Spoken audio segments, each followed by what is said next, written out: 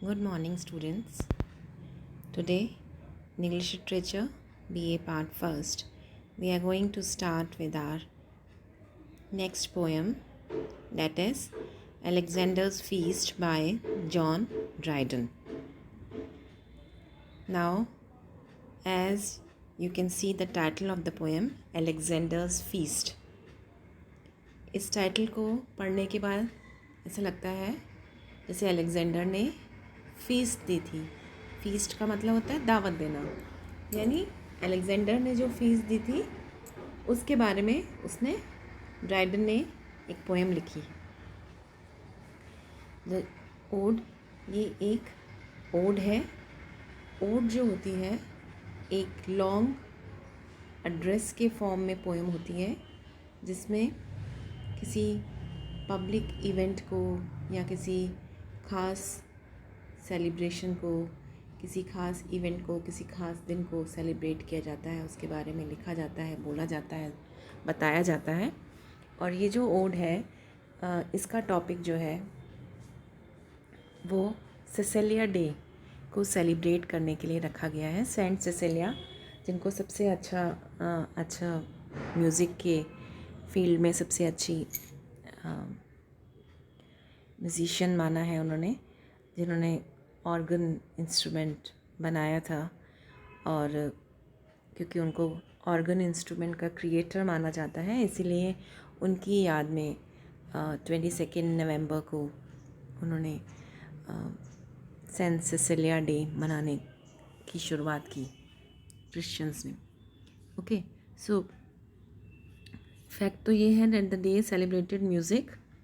इस दिन ये सेंट सेसिलिया डे क्यों मनाया जाता है? म्यूज़िक को सेलिब्रेट करने के लिए। With the martyred saint Cecilia traditionally recognised as the creator of the organ. उनको माना जाता है कि उन्होंने ऑर्गन नाम का ये जो इंस्ट्रूमेंट है इसकी खोज की थी, इसको बनाया था। While Dryden first effort had praised various instruments and the human passions they aroused. उसके बाद the second tribute focused on 2 classical stories. इसमें 2 क्लासिकल स्टोरीज़ बताई गई हैं।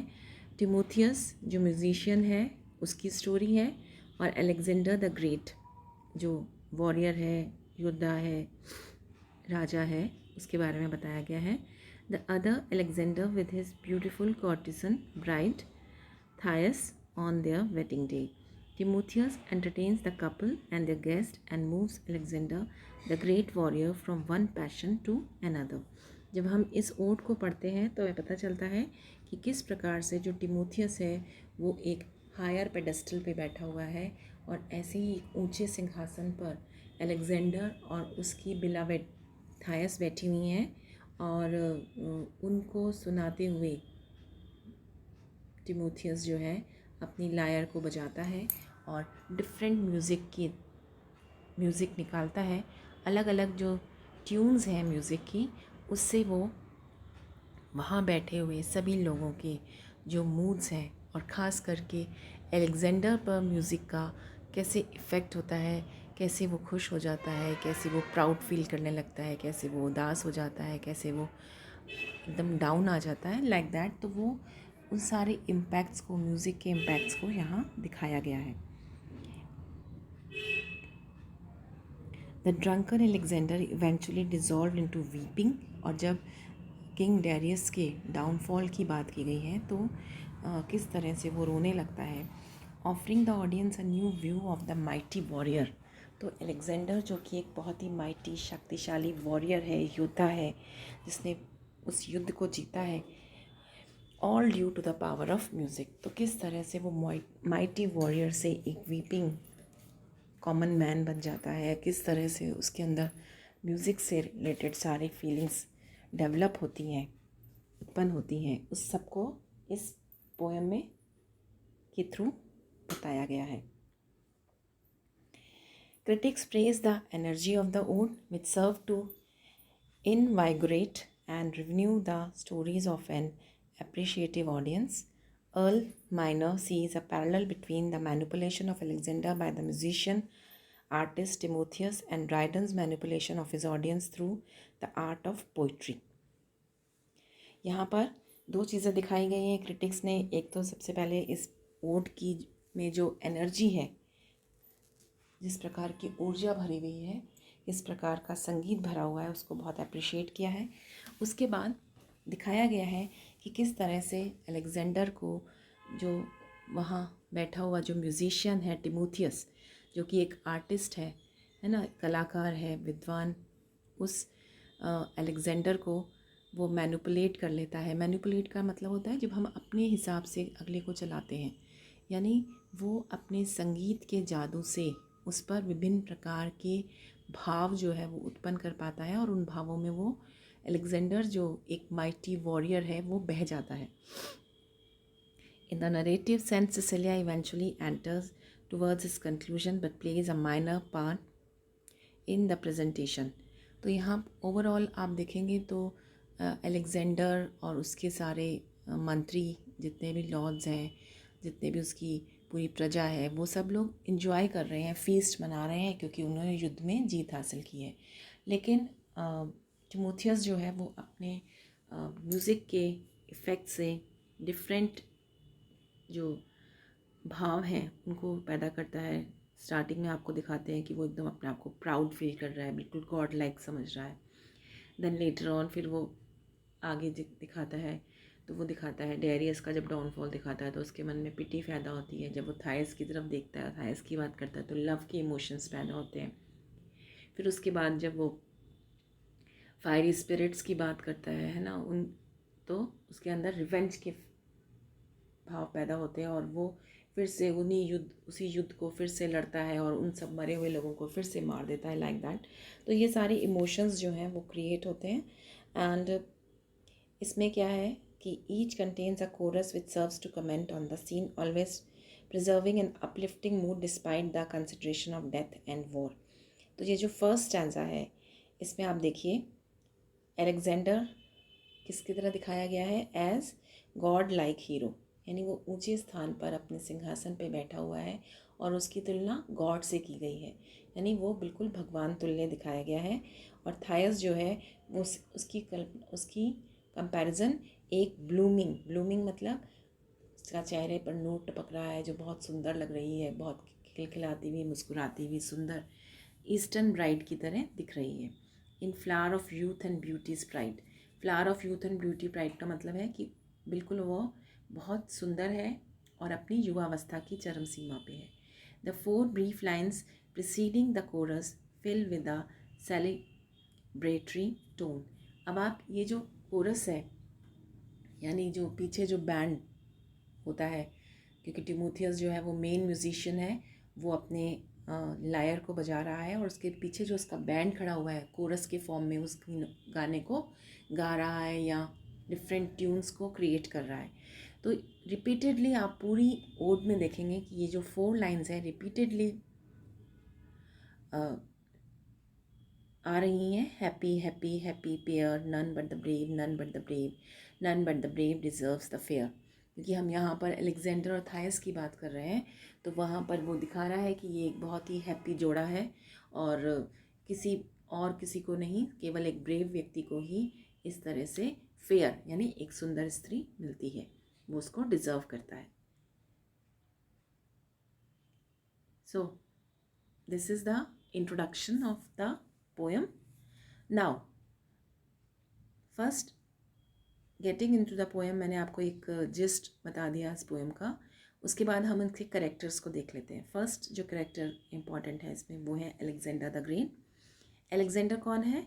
अलेक्जेंडर थर्ड ऑफ मैकेडोन ये उनके सिटी का नाम है। King of Macedonia, Farah of Egypt, king of Persia, Lord of Asia in 4th century BCE। Christ से पहले इनका जन्म हुआ है, 4th century की बात की गई है। और ये सारे चीज़ें डिस्क्राइब कर रही हैं कि वो मैकेडोनिया का किंग भी है। फराह ऑफ इजिप्ट में जो फराह, उसको ईसा मसीह या देवदूत माना जाता है। किंग ऑफ पर्शिया, पर्शिया का राजा भी है। लॉर्ड ऑफ एशिया, पूरे एशिया पर उसने अपनी सत्ता स्थापित कर ली है। While throwing a feast at Persepolis, Persepolis जगह का नाम है, ये ऊंची पहाड़ी है पर्सीपोलिस की, जहाँ पर उसने ये फीस्ट, ये दावत जो है अपनी जीत की खुशी में अपने सभी लोगों को दी है। Alexander falls under the influence of songs performed by Timotheus, और अलेक्जेंडर जो है टिमोथियस के द्वारा परफॉर्म किए गए सॉन्ग्स के इन्फ्लुएंस, उसके प्रभाव में आ जाता है। These songs together with the intoxication by wine encourages in feeling of vengeance। और आपने देखा कि क्योंकि वो युद्ध जीत कर आए हैं तो सभी राजा भी और उसके सारे दरबारी भी और सारी प्रजा सब लोग एंजॉय कर रहे हैं। बेकस गॉड ऑफ वाइन उनकी प्रार्थना की जाती है और फिर सभी लोग खुशी मनाने के लिए सब वाइन पीते हैं। तो इंटॉक्सिकेशन, वाइन की इंटॉक्सिकेशन का असर है। उसके साथ साथ ही टिमोथियस का जो सॉन्ग है वो उसके अंदर वेंजियंस, बदला लेने की भावना पैदा करता है। As a result together with Thais he sets fire to Persepolis, और वो ऐसा इमेजिन करता है और कि थाइस के साथ मिलकर वो पर्सिपोलिस स्थान को आग लगा देता है।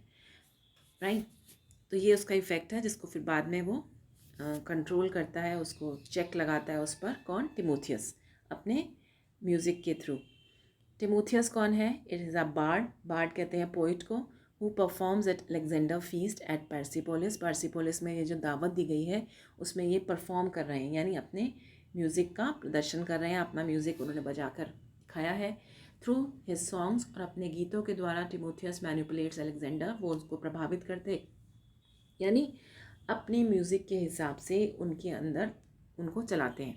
This eventually leads to Alexander's impulsive decision to burn down Persepolis, और उसके गीत का ये अंतिम प्रभाव ये क्या होता है कि वो इवेंचुअली अंत में वो अलेक्जेंडर इतना इम्पल्सिव हो जाता है, इतना अधीर हो जाता है बदला लेने की भावना से कि वो पर्सिपोलिस को डिसाइड करता है कि उसे बर्न कर दिया जाए, उसे जला के ख़त्म कर दिया जाए। थायस, थायस कौन है? She is a beautiful women in this poem portrayed as Alexander's lover. इस पोएम में टिमोथियस ने थायस को दिखाया है कि lovely Thais is sitting by the side of Alexander, तो यहाँ वो उसकी लवर, उसकी बिलवड के फॉर्म में दिखाई गई है।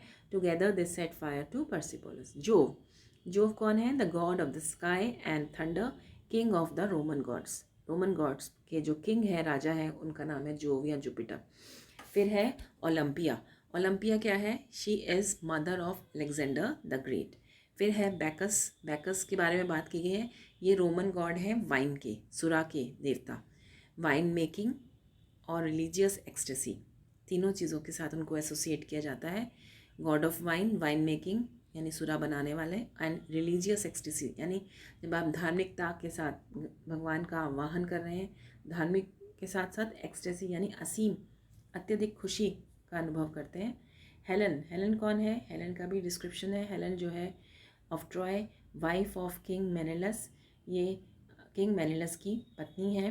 Her abduction by Paris was the cause of the Trojan war. अब आपको पता होगा कि हेलन जो है वो बहुत ही ब्यूटीफुल लेडी थी, और पेरिस का जो प्रिंस था, पेरिस प्रिंस जो था, उन्होंने इसको एबडक्शन यानी वो उसे उठा कर ले गया था, और इसी कारण से ट्रोजन का वॉर हुआ था। 10 साल का ये युद्ध चला था उस अपनी रानी को वापस पाने के लिए। Cecilia, saint Cecilia who is believe to have created the first organ. Saint Cecilia कौन है? ये ऐसा माना जाता है कि ऑर्गन नाम के इंस्ट्रूमेंट का उनको की क्रिएटर, इन्वेंटर, उसकी खोज करने वाली यही हैं। Darius third, king of Persia in 4th century BCE। इस पोएम के अंदर ओड में डेरियस थर्ड का डिस्क्रिप्शन दिया गया है, और ये पर्शिया के ही राजा थे 4th सेंचुरी BCE में। He was defeated by Alexander the great, और इसी डेरियस को अलेक्जेंडर ने परास्त किया था, और वो अपने युद्ध में ही पड़ा हुआ युद्ध भूमि में मारा गया था। द फ्यूरीज, उसके अलावा इस ओड के अंदर जब हम पढ़ेंगे तो यहाँ पर रोमन डेटीज़ फ्यूरीज की बात की गई है। ऐसा दिखाया गया है कि वो बहुत गुस्से में हैं, उनके बाल खड़े हुए हैं और बिल्कुल ऐसे कर्ल हो रहे हैं जैसे कि कुछ स्नेक्स, उन्होंने अपने सिर के ऊपर स्नेक्स डाल रखे हैं। तो ये कौन है? Roman deities. रोमन डेटीज़ कहते हैं गॉड्स को, यानी उनकी देवी देवता हैं ऑफ वेंजियंस, और विशेष रूप से इनका काम क्या है, बदला लेना। Who are described as having snakes for hair, यानी उनके सिर पर बाल नहीं होते बल्कि स्नेक्स जो हैं वो उनके सिर पर रहते हैं। फिर उसके बाद उन्होंने बात की है ग्रेशियन गोस्ट। ग्रेशियन गोस्ट का मतलब है ग्रीस के ये गोस्ट, या अब ये गोस्ट कौन है, ये भूत कौन है, the spirits of soldiers who died in the battle with Persia. Persia का जब युद्ध हुआ था किंग डेरियस और अलेक्जेंडर के बीच में, उसमें जिन जिन सोल्जर्स की डेथ हुई थी उन सब की स्पिरिट्स हैं ये, and have not been properly buried, क्योंकि वो उन्हें दफनाया नहीं गया है, इसलिए वो आत्माएं जो है वहाँ भटक रही हैं। Now we'll look into the summary of this poem. Written in commemoration of Saint Cecilia Day 1697. मैंने जैसा कि आपको स्टार्टिंग में बताया कि ये पोएम जो है किसके कमेमोरेशन, उनके सम्मान में लिखी गई है, सेंट सिसिलिया डे को मनाने के लिए। अलेक्जेंडर फीस्ट इसका टाइटल है, और इसका दूसरा टाइटल है the power of music. Is a poem about the ability of music to influence human emotion and behaviour. अब ये जो पोएम है ये बताती है about the ability of music, कि म्यूज़िक में की क्या एबिलिटी, उसकी क्या योग्यता है, किस तरह से वो ह्यूमन इमोशंस और बिहेवियर को, मानवीय संवेदनाओं और उनके व्यवहार को प्रभावित करती है। और उसके बाद उसने अलेक्जेंडर द ग्रेट ने जो युद्ध लड़ा था उसके अकाउंट पर, उस युद्ध को जीतने के बाद जिस फीस्ट का, जिस बड़ी सी दावत का आयोजन किया गया था उसके बारे में बात की गई है। तो ये ओकेजन है विक्ट्री का ओवर पर्शिया अंडर किंग डायरिस, यानी किंग डायरिस और पर्शिया पर युद्ध में जो उन्हें जीत हासिल हुई उसके बारे में। Anonymous speaker describes how different parts of a musical performance at the event elicit different emotional responses from the king, and how the performance eventually encouraged him and his people to destroy the Persian capital. यहाँ पर जो anonymous speaker है, यानी यहाँ पर basically तो वो Timotheus ही है, या फिर आप ड्राइडन को मान सकते हैं जिन्होंने पोएम लिखी है। तो वो ये बता रहे हैं कि कैसे इस अलेक्जेंडर के दरबार में जो परफॉर्मेंस हो रही है, यानी टिमोथियस अपनी लायर बजा रहा है, तो इसके अंदर जो इमोशंस पैदा हो रहे हैं वो इन इमोशंस का राजा पे क्या इफ़ेक्ट हो रहा है, या अलेक्जेंडर ग्रेट पे क्या इफ़ेक्ट हो रहा है, और किस तरह से वो एनकरेजेस हिम, वो संगीत उसे एनकरेज करता है, उत्साहित करता है, और उसके लोगों को उत्साहित करता है to destroy the Persian capital, कि वो पर्सिपोल जो पर्शिया की कैपिटल है उसको नष्ट कर दें, उसको जला के ख़त्म कर दें। स्टैंजा फर्स्ट के अंदर जो है मेन कैरेक्टर, इस सारे मेन कैरेक्टर्स के बारे में बताया गया है। ओपनिंग लाइंस के अंदर हमें मैकेडोनिया की मिलिट्री के बारे में बताया गया है कि उनकी सेना है। फिर उन्हें बताया कि पर्शिया पर उन्होंने जीत हासिल की है। Under the leadership of Alexander the great has provided an occasion for communal festivity. Communal कहते हैं सामुदायिक रूप से अब सब लोग वो फेस्टिविटी यानी अपना त्यौहार मना रहे हैं, उत्सव मना रहे हैं। उत्सव क्यों मना रहे हैं? क्योंकि उन्हें जीत हासिल हुई है। Describing the opulent royal feast, ये एक शाही दावत हो रही है। Speaker glorifies the god like king, राजा जो है वो बिल्कुल गॉड लाइक यानी भगवान के सदृश बिल्कुल ऊंचे स्थान पे बैठे हुए हैं। वेलियंट मैन, और उसके जो बहादुर शक्तिशाली जो लोग हैं और उसकी ब्यूटीफुल लवर जो है वो उसका साथ है।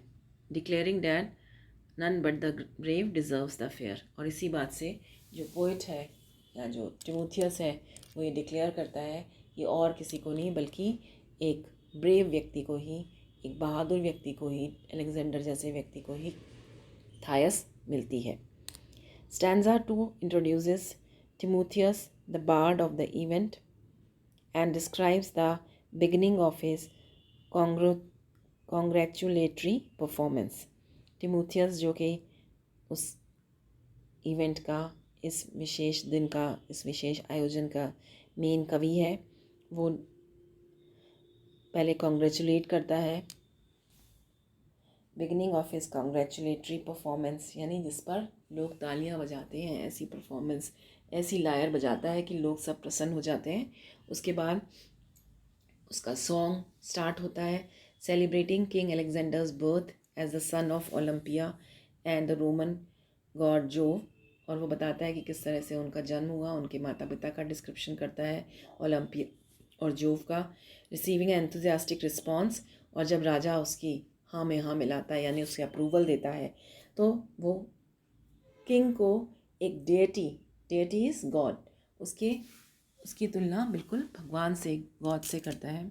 Stanza third takes the poem to the hedonistic segment of Timotheus performance which invokes Bacchus. Third stanza में बताते हैं कि किस प्रकार से उसके संगीत के द्वारा बेकस, जो सुरा का देवता यानी शराब का देवता है, उसको आह्वान करते हैं। Roman god of wine celebrates inebriation festivity sweet pleasure that comes after pain. और वो कहते हैं कि जो सारे के सारे जो सैनिक हैं जिन्होंने राजा के साथ युद्ध किया है, उन सबको बहुत पेन के बाद बहुत ज़्यादा प्लेजर, आनंद मिल रहा है, और वो सब ड्रिंक्स ले रहे हैं। The poem takes a turn in stanza 4, celebration of victory pleasure inspire great hubris in king Alexander. वो एकदम बहुत ज़्यादा गर्व का अनुभव करने लगता है, और फिर वो राजा टिमोथियस को लगता है कि अब मुझे ऐसा गीत गाना होगा जिससे उसके मन में ट्रेजिडी की फीलिंग पैदा हो। Yes cause by brutally murdering, और वो बताना चाहता है कि कितनी बेदर्दी से उसने लोगों का मर्डर किया है, लोगों को मारा है, उनको ख़त्म किया है। Abandoning the body of his enemy Darius, और वो डिस्क्राइब करता है किस तरह से डारियस को मार के ब्लड में पड़ा हुआ उसकी बॉडी को वहीं छोड़ के वो आ गया है ना। जॉयलेस विक्टर, और ये सब बातें सुन के वो जो विक्टर है यानी विजेता है, जॉयलेस, उसकी खुशियाँ चली जाती हैं। जॉयलेस यानी वो बिना खुशी के, जॉय के बिना हो जाता है। Alexander looks back on his brutality, जब उसे लगता है कि उसने कितनी पाशविकता से कितना नरसंहार किया है। विद रिमोर्स, वो दुखी हो जाता है। शेडिंग टीयर्स ऑफ रिग्रेट, और उसकी आंखों से पश्चाताप के आंसू बहने लगते हैं। स्टैंजा 5 जो है, टिमोथियस देखता है कि उसका चेंज ऑफ हार्ट हो गया है। वो फिर से अपना जो सब्जेक्ट है सॉन्ग का उसको चेंज करता है, और वो लव, ग्रेटिट्यूड और पैसिफिज्म, प्रेम, ग्रेटिट्यूड मतलब किसी के प्रति हम आभार मानना, और पैसिफिज्म का मतलब होता है जब हम पैसिफाई करने की कोशिश करते हैं, यानी हमने जिसके साथ कोई नुकसान किया है उसकी भरपाई करने की कोशिश करते हैं। Bard prompts the monarch to recognize how grateful he must be. For instance, relationship he has with his beautiful lover Thais. Both the audience applauded passionately. Alexander tearfully sinks upon Thais' breast, moved by this song. और उसके अंदर प्रेम की भावनाएं पैदा करता है कि देखो कितनी सुंदर थायस तुम्हारे पास बैठी है, तुमने कितने अच्छे काम किए हैं। तो एक अलग तरह का पैशन उसके मन में क्रिएट करता है, और वो इतना ज़्यादा भावुक हो जाता है कि वो थायस की गोद में गिर पड़ता है। लाइक स्टैंडा 6 जो है मार्क्स अनदर ड्रामेटिक ट्रांजिशन। एक और स्टैंडा 6 के अंदर टिमोथियस जो है वो उसके अंदर science of sing of revenge, बदला लेने की का गीत गाता है। स्टर टू एंगर, और वो इतना गुस्सा हो जाता है उसके गाने के रिजल्ट के। The king his lover and his followers set the capital of Persia on fire as an act of vengeance. और वो अपनी लवर थायस के साथ मिलके और उसके फॉलोअर्स के साथ मिलके उन्होंने पर्शिया की जो कैपिटल पर्सिपोलिस है उसको वेंजियंस, बदला लेने के लिए उस पर आग लगा देते हैं। Stanza 7 closes the poem with the speaker's reflection upon his series of events. 7th जो स्टैंजा है जहाँ पोएम का एंड होता है, वहाँ पर जो स्पीकर है यानी जो पोएट है वो आपको बताता है उन डिफरेंट जो सीरीज ऑफ इवेंट्स, घटनाएं जो घटी। The speaker expresses a sense of wonder towards Timotheus ability to manipulate human emotions by means of music. और वो सेंस ऑफ वंडर, वंडर कहते हैं आश्चर्य, तो आश्चर्य की भावना उसके अंदर पैदा होती है कि किस प्रकार से टिमोथियस जो है उसमें ये योग्यता है कि वो मैनिपुलेट कर सकता है ह्यूमन इमोशंस को म्यूज़िक के द्वारा। And compares it to Catholic martyr Saint Cecilia's ability to invent a musical instrument organ. और उनकी तुलना वो कैथोलिक जो मार्टियर, जो शहीद हो गई सेंट है सेंट सिसिलिया, उनकी एबिलिटी से करता है जिन्होंने कि एक म्यूज़िकल इंस्ट्रूमेंट बनाया था जिसका नाम था the organ. that perfects human kind's musical knowledge and connects the divine with the earthly. और इस तरह से पोएम का जो एंड होता है उसमें वो बताता है कि टिमोथियस जो है उसने अलेक्जेंडर को गॉड की लेवल तक ले गया था, इतनी हाइट्स पर ले गया था। और सेंट सिसिलिया जो है उन्होंने जब अपना ऑर्गन बजाया तो एक देवदूत जो कि स्वर्ग में रहने वाला देवदूत था वो ज़मीन पर उस संगीत को सुनने के लिए आ गया। तो यहाँ वो बताने की कोशिश कर रहा है कि अब आप खुद ही डिसाइड कर लीजिए who is a better musician. तो ये उसने अपनी ऑडियंस पे, लोगों पर ये छोड़ दिया है, इसका कोई जवाब नहीं दिया है। तो perfect human kinds musical knowledge को कनेक्ट करता हुआ डिवाइन के साथ। तो यहाँ पर पोएम का एंड किससे हुआ है कि डिविनिटी और अर्थली, यानी एक डिविनिटी और अर्थली बीइंग का यूनियन दिखाया गया है। क्योंकि ऊपर से स्वर्ग से जो देवदूत है वो धरती पर आकर सेंट सिसिलिया को सम्मानित कर रहा है। तो इस तरह से अर्थली और डिविनिटी दोनों का यूनियन हो रहा है, उनका मिलन हो रहा है। इसके साथ पोएम का एंड हो जाता है। तो आई होप आपको ये समझ में आई होगी। मैंने आपको एक ब्रीफ इंट्रोडक्शन दिया है, कैरेक्टर्स के बारे में बताया है, and then I have given you brief summary of the poem. Thank you for joining today's class.